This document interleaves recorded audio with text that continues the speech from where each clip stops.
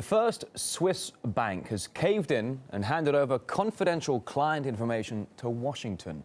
U.S. authorities are demanding the renowned veil of secrecy on institutions in Switzerland is lifted in the search for Americans who may be trying to avoid paying tax.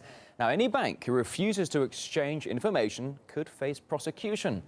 All right, let's get RT's Katie Pilbeam in here, the host of Venture Capital. Well, here we go, Katie. So the arm of America continuing to reach around the world. No surprise there. I guess I should ask you, any reaction from officials in Switzerland? Very much so. There seems to be a sense of almost concern and anger in response to this. We know it's very much fundamental to the Swiss economy, to the heritage of Switzerland. I can tell you, I've worked in the banking industry in Switzerland, and people there don't see it as helping people evade paying taxes. They see it as privacy, the protection of assets, and that's why there's been this reaction of, well, why does Washington feel the need to interfere? Is that in some way, Katie, some sort of a peaceful coexistence between people and their banks, as opposed to nowadays when the banks are just taking advantage of people? Well, indeed. In Switzerland, it's very much like the relationship you would have with your doctor.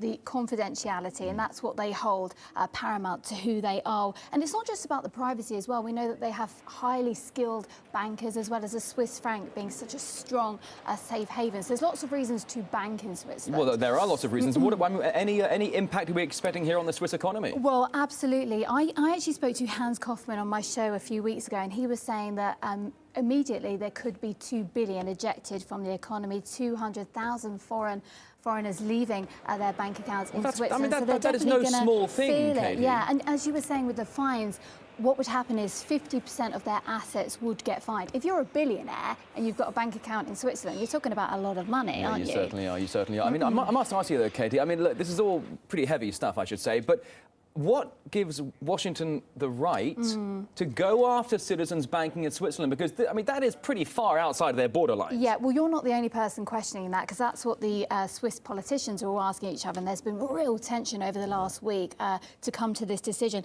And it's to do with US lawmakers having a almost agreement with Swiss lawmakers, and then they are then pressurising the banks, and that's why the word bullying has come into play in all of this. So it's most bizarre, and it's been ongoing for 5 years, and it's because Washington need to fill up those coffers. It's not just Washington, it's Germany, the UK, all of these countries needing to get back these billions. But I wonder, I mean, I don't know if you can answer this, but I wonder, are they going after people American citizens who bank in Switzerland, or are they going after the corporations who are notorious for having their banks offshore and avoiding paying their taxes? In this instance, it seems to be the US citizens. Of course they say, it is. look, they're US citizens, they should be paying US tax. So go after the American citizen, but don't touch the big corporations who finance the White House in every step of the presidential campaigns. There we are. And to give you an example, UBS, the biggest bank in Switzerland, has already been fined in all of this nearly $800 million. And fined by America? Yes, in conjunction with the Swiss authorities, though.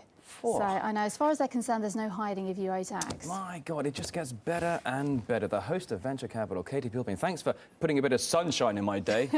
Cheers for that. See you soon.